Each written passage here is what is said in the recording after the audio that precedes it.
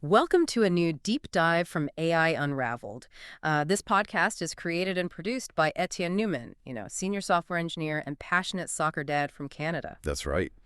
If you're enjoying these journeys into the world of AI, we'd really appreciate it if you'd hit that like button and subscribe to the podcast, especially on Apple Podcasts. Yeah, that helps us out a lot. So today, we're diving into a fascinating collection of AI news from March 27th, 2025.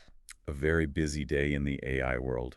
It seems like almost every single day is a busy day in the AI world now, though. That's true. We've got everything from unbelievable image generation They're doing really good. to AI actually co-piloting our cars, which is a little scary, but also super exciting. And then we've got these really bold predictions about how we'll work in the future. Yeah, some big changes coming. Some really big changes coming. Yeah. And we're going to talk about those. So think of this deep dive as your cheat sheet for understanding what's actually going on in AI right now. Yeah, cut through the noise. Yeah. We'll do it for you. Our mission for you is to really unpack these developments. What's important? What's interesting? What does it all mean for us? Hopefully you'll walk away feeling more informed and maybe even a little surprised. Yeah, hopefully some aha moments. That's what we aim for. So let's dive in. Yeah, let's jump right in. Maybe we can start with something that's really captured a lot of imaginations lately.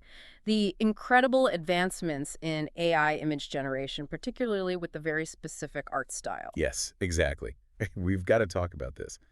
The Studio Ghibli moment. Ah, yes. Sparked by OpenAI's latest image tool, right?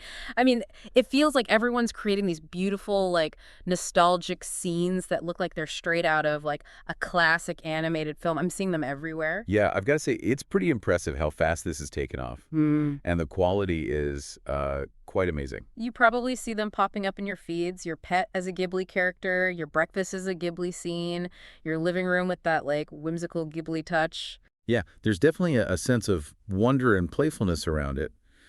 But I think it also brings up some really, really interesting questions, especially when we think about copyright. Yeah, I mean, it's hard not to think about Hayao Miyazaki's views on AI art when you see these incredibly accurate stylistic replications. He's the co-founder of Studio Ghibli, and he's been pretty outspoken about his concerns. Right. It's a bit of a touchy subject. Yeah. But that's what makes this so fascinating, is at the intersection of technology, creativity, and the law. Right. And I think that's the heart of the issue here. While you can't copyright a general artistic style, the legal debate is centered on whether training these AI models on a massive amount of copyrighted material, decades of Studio Ghibli films, is that fair use or is that crossing the line into infringement? It's tricky. It is. It's a very complex legal landscape. Mm-hmm. And there's not a lot of precedent to go on. What's interesting is that, from what I've seen, OpenAI's tool seems particularly good at capturing that specific Ghibli aesthetic. Oh. Yeah, even better than some of the other platforms out there. Now, OpenAI has said that they're okay with people imitating broader studio styles, but they want to avoid directly copying the work of individual living artists. It's a subtle distinction, but it's an important one. Yeah, it is. It is. So if we kind of zoom out here, what does this all mean? It seems like AI image generation isn't just about creating any image anymore. It's about mastering and replicating these specific visual identities. Right. It's about style and almost like a visual signature. And that raises some pretty interesting questions for all of us about ownership and creativity in this digital age. Could this lead to totally new legal frameworks to address AI-driven stylistic replications? Will there be more demand for transparency about the data that's used to train these models? Yeah, I think we're going to see some very interesting legal battles play out in the coming years. It's inevitable. Absolutely. Technology always seems to be a few steps ahead of the law. Yeah, always playing catch up. All right, so let's switch gears now. Let's move from the world of art to the world of big money. Let's talk about OpenAI's financial projections. Oh yeah, they're making some serious bank. Their projected growth is pretty mind-blowing. They're looking at $12.7 billion in revenue for 2025. That's more than 3 times what they earned last year. Wow, those are numbers you usually only see with the tech giants. What's driving this huge surge in revenue? Well, a few things. The continued popularity of ChatGPT Pro subscriptions is a big factor. People are really finding value in those advanced features. And then there's the increasing adoption of their API. That's the interface that lets other companies plug OpenAI's AI models into their own products and services. Right. It's like renting out their AI brain. Exactly. And then you've got their enterprise tools, which are becoming increasingly popular with businesses. And their team plans are also bringing in a lot of revenue. So it's a pretty diverse revenue stream. Oh yeah, they've got a lot of irons in the fire. But here's the interesting part. Even with all this money pouring in, billions of dollars, they're still expecting to be cash flow negative until 2029. Really?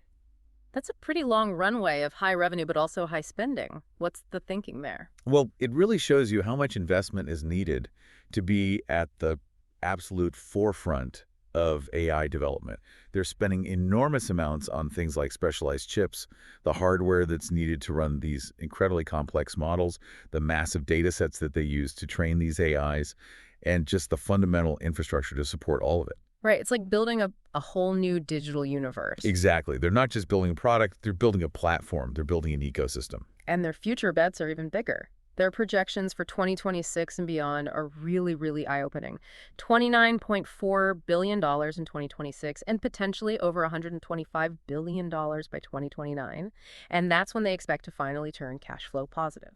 Yeah, big ambitions. They're really playing the long game here. It's pretty remarkable. It's also interesting to note that around 75% of their current revenue comes from individual paid subscriptions. Oh, that's a huge number. It really highlights the power of a direct-to-consumer AI product like ChatGPT that people are actually willing to pay for. Yeah, people are finding real value in these tools, and they're willing to put their money where their mouth is.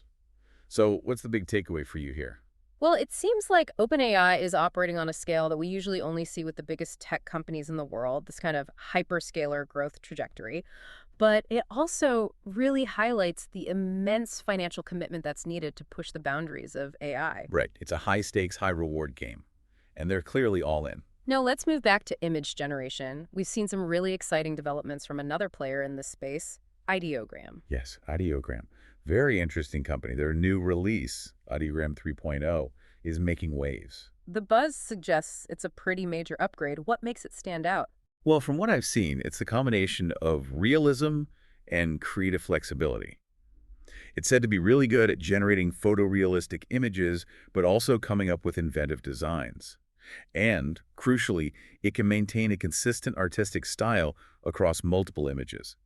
So if you want to create a series of images with a specific look and feel, it can do that. That sounds incredibly useful for designers and artists. Oh, absolutely. It's also much faster than previous versions, which is always a welcome improvement, and you can access it through their website or their iOS app. So it's pretty accessible. Yeah, they've done a good job of making it user-friendly. And it's not just about creating pretty pictures. It sounds like they focused on some very practical applications, too. Yes, exactly. They've added new text rendering and graphic design capabilities, so it can create complex layouts, logos, typography, that kind of thing. Really? So it's like a multi-tool for visual content creation. That's a good way to put it. It's for designers, marketers, anyone who needs to combine text and images in creative ways. And how does it stack up against the competition? Well, in testing, it apparently outperforms some of the leading models out there, like Google's Imagen 3, Flux Pro 1.1, and Recraft V3. So that's pretty impressive. It seems like they've made some significant breakthroughs. Definitely sounds like it.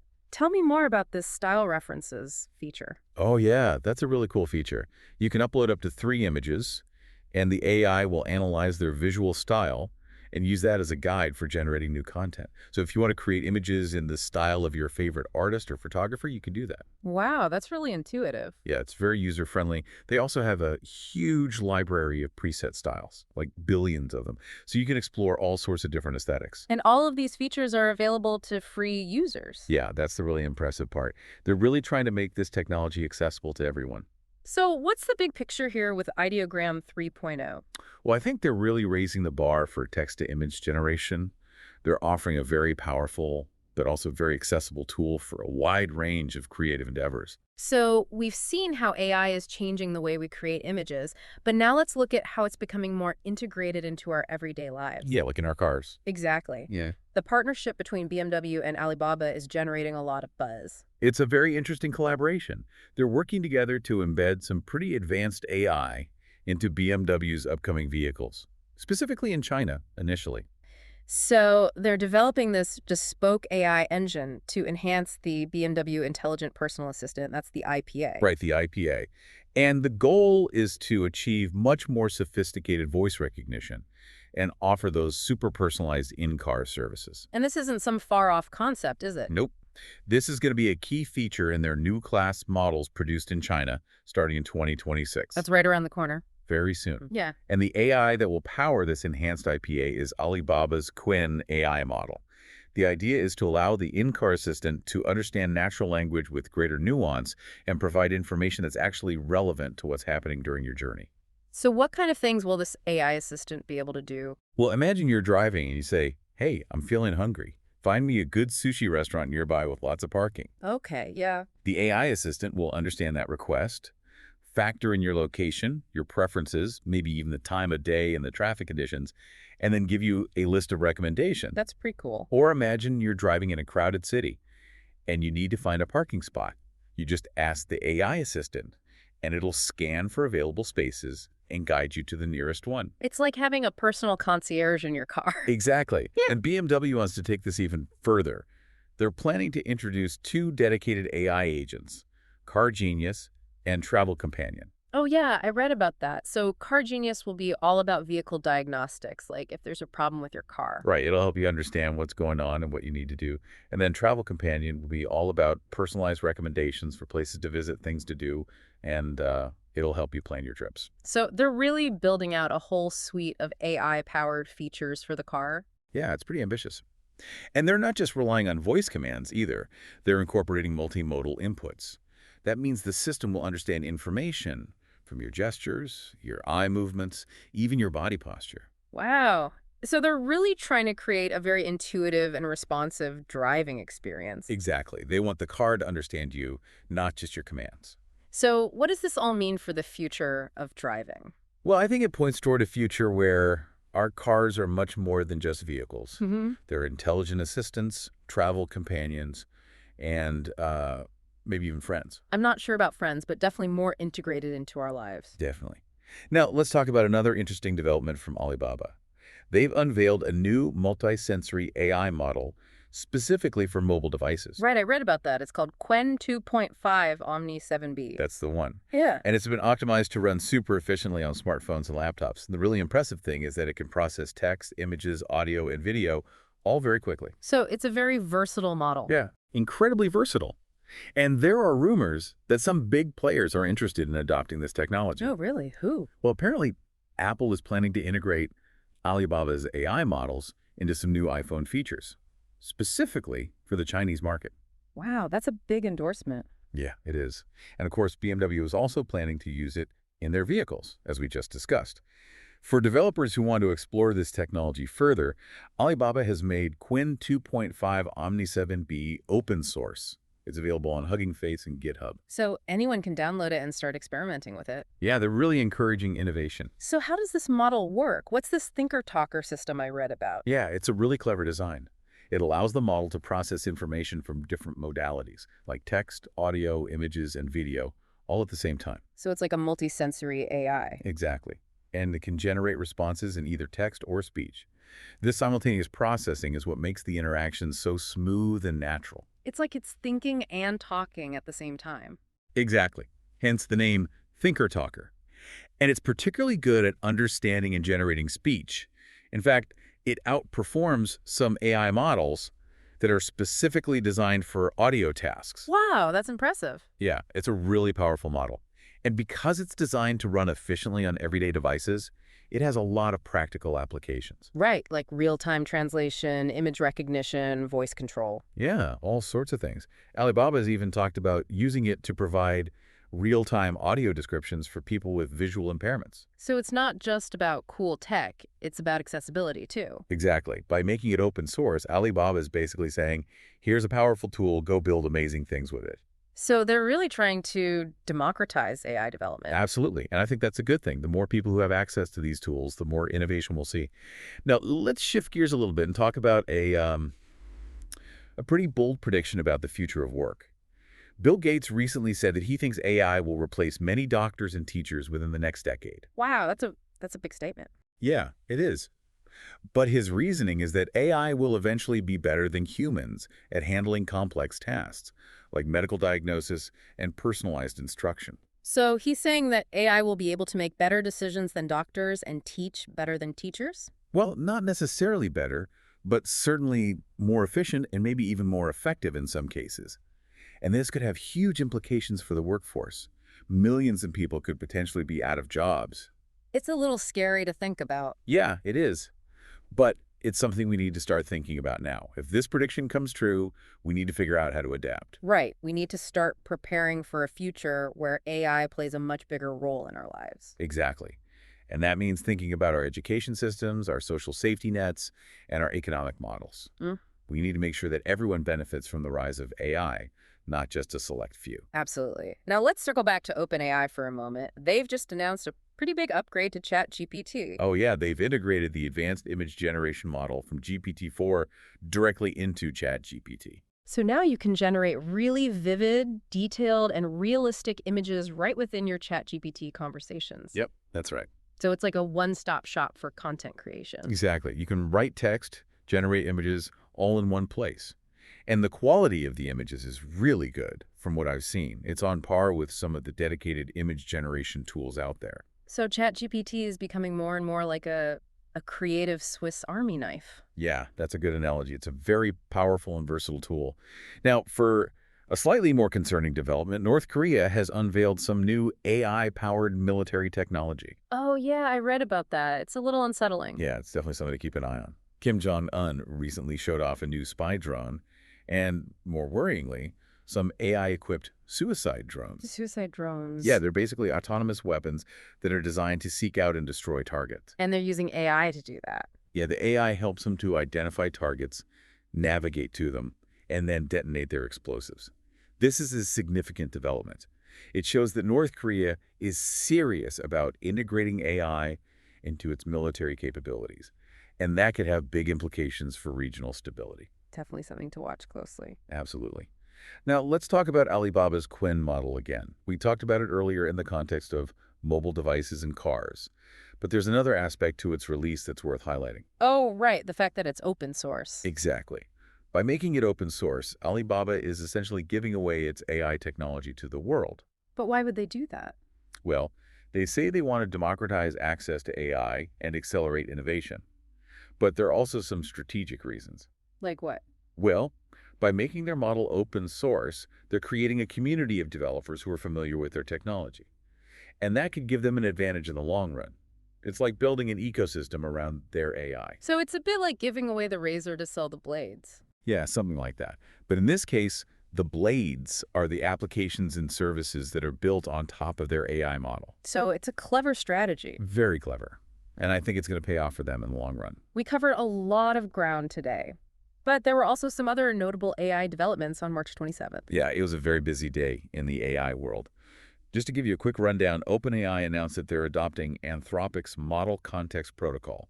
That will allow their models to better integrate with external data and software. Microsoft unveiled some new AI-powered agents for their Microsoft 365 Copilot suite.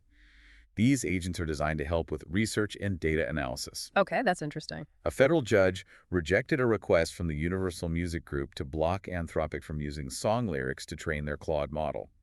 The judge said that UMG hadn't shown that they would suffer irreparable harm. So that's a win for AI developers who want to use copyrighted material for training.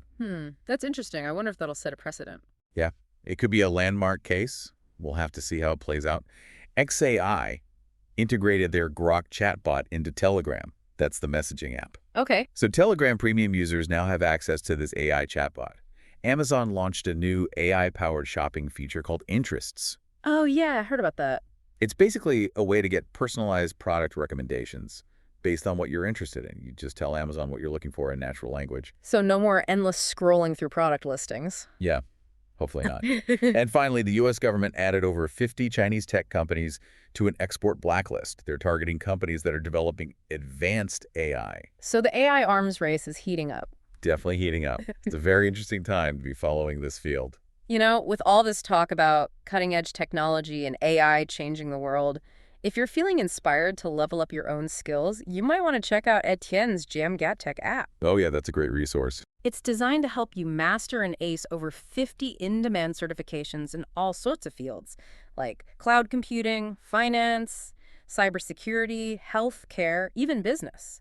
So whether you're looking to boost your current career or explore something new, Djamgatech can help you get there. Yeah, it's a really valuable tool, especially in today's rapidly changing job market. You can find the app links in the show notes. So we covered a lot of ground today. We did. We talked about AI image generation, OpenAI's incredible growth, Ideogram's new model, AI in cars, AI on our phones, Bill Gates's prediction about the future of work, ChatGPT's new features, North Korea's AI weapons, and the global AI landscape. It's a lot to take in. So what stands out to you? What are you most curious about? Yeah, what are your takeaways? What surprised you? What made you think?